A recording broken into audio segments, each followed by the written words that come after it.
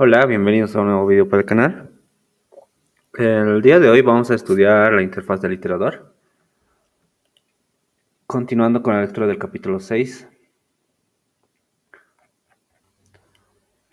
Bien, en este subtítulo vamos a usar el libro de la cuarta edición, el cual el ejemplo nos viene con una lista enlazada.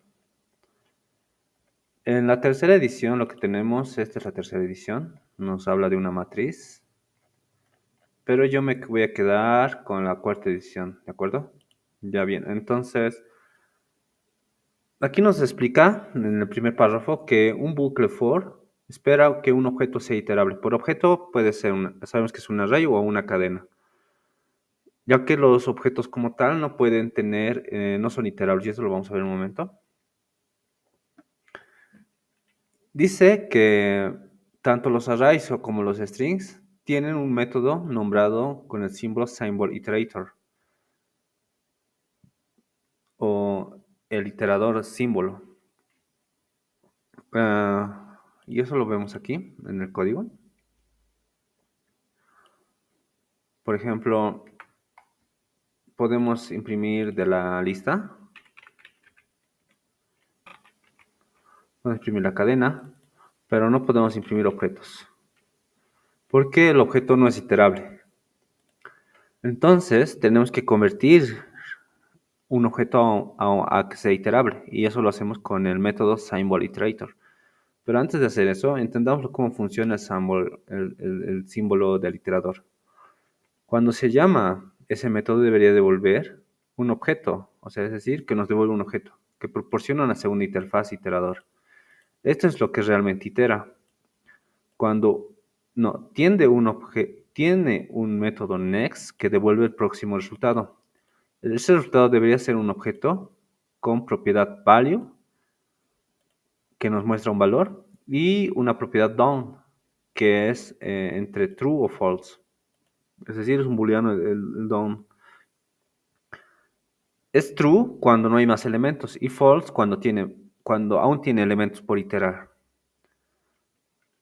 Ten en cuenta que los nombres de las propiedades next y value y done son simples cadenas, no símbolos.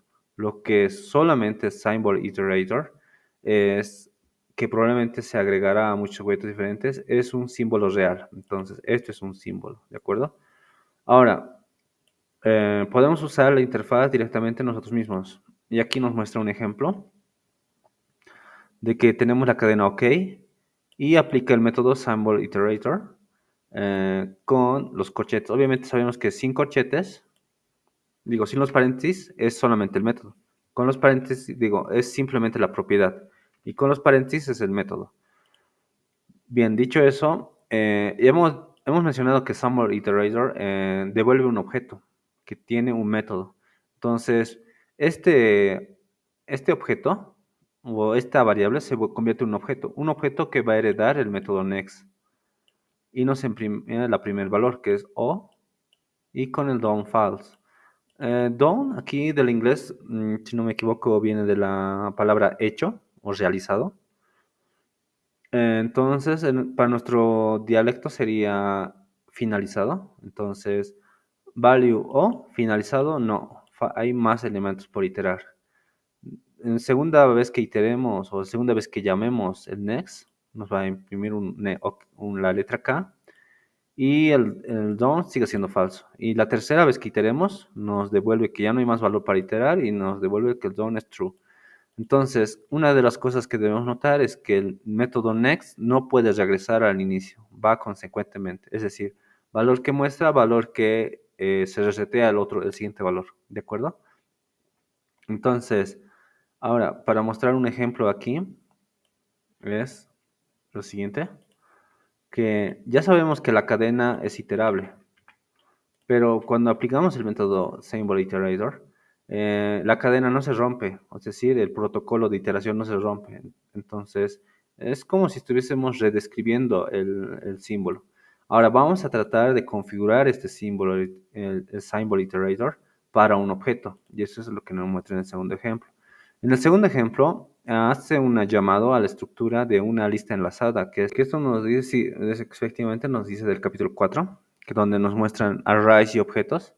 Entonces, finalizando el capítulo, tenemos un ejercicio que nos propone que deberíamos ser capaces de poder crear una lista enlazada, donde tenemos un valor y tenemos un rest, donde rest es otro objeto, que tiene un valor y un rest, y el rest es otro objeto, y así sucesivamente.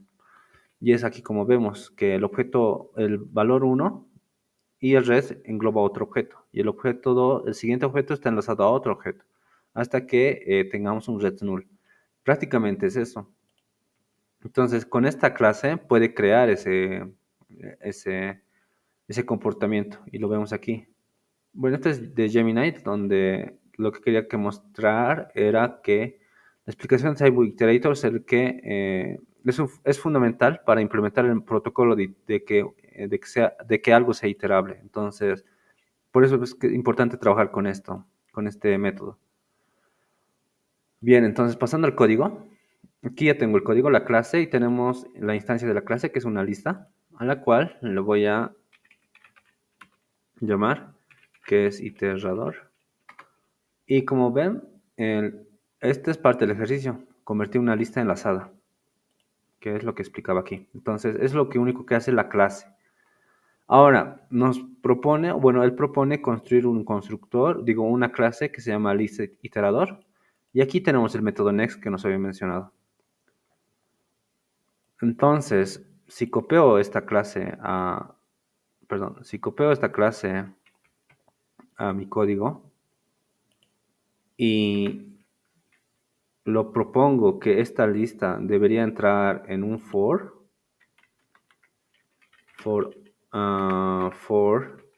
let, en este caso puedo decir x of de la lista,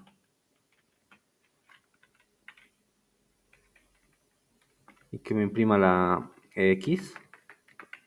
Debería imprimir 1, 2 y 3, pero en este caso no lo va a hacer. ¿Por qué? Porque aquí nos dice que la lista no es iterable. A pesar de que ya tenemos la clase del iterador, aún no. ¿Por qué? Porque no hemos enlazado el iterador con nuestra clase lista. Entonces, para hacer esto nos propone aquí que es recomendable trabajar con el prototype, aunque aquí, voy a leerlo. Ahora configuramos la clase list para que sea iterable. A lo largo de este libro, ocasionalmente utilizaré la manipulación de prototipos posterior al hecho de agregar métodos a las clases, de modo que las piezas individuales del código se mantengan pequeñas y autónomas. Este es un programa regular donde no hay necesidad de dividir el código en piezas pequeñas. Declararías estos métodos directamente en la clase en su lugar. Bien, pero aquí lo único que está haciendo es al prototype que se crea del objeto lista o de la clase lista, vamos a agregar el método symbol.iterator. Sabemos que así sería un método, pero como es una propiedad, a la propiedad vamos a asignarle una función. Ahora sí se convierte en un método. ¿De acuerdo? Esto ya lo habíamos visto anteriormente. Todo lo que estamos viendo aquí ya ha sido explicado en el libro, en el capítulo 6. Solo es revisar los vídeos en el orden de subtítulos. Bien, entonces vamos a pasar al código y ahora lo voy a pasar la última parte, que es el prototype, la configuración del método. Ahora sí debería de funcionar.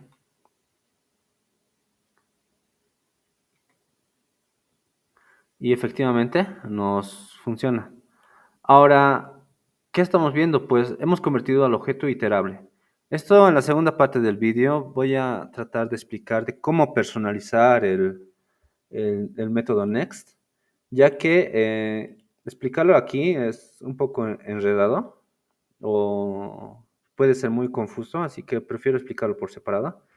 Pero lo que sí puedo explicar ahora es que una vez que un objeto sea iterable, podemos usar la sintaxis de la sintaxis de los sprint operators. Los sprint operators, que se escribe algo así, si no me equivoco es sprint operators, que son los 3 puntos, ¿de acuerdo? Entonces, Vamos a hacer uso de los sprint operators, donde voy a copiar todo esto, tal como está.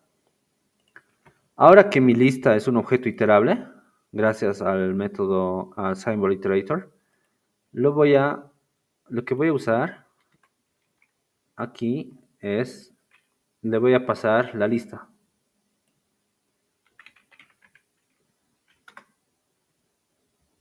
Y lo que esperaría que me imprima es un array, porque me dice que todo lo que sea iterable lo puedo usar también con el for o con el split operator. En este caso, el ejemplo nos decía que podíamos iterar cadenas, entonces es prácticamente lo que hace, es iterar cadenas. Podemos crear un array con caracteres individuales. Esa es la ventaja de los split operators y que algo sea iterable, ¿de acuerdo? Entonces, en el siguiente video voy a mostrarles de cómo se crea o cómo modificar el método next, porque aquí no me parece muy prudente explicarlo. ¿De acuerdo? Nos vemos en el siguiente video.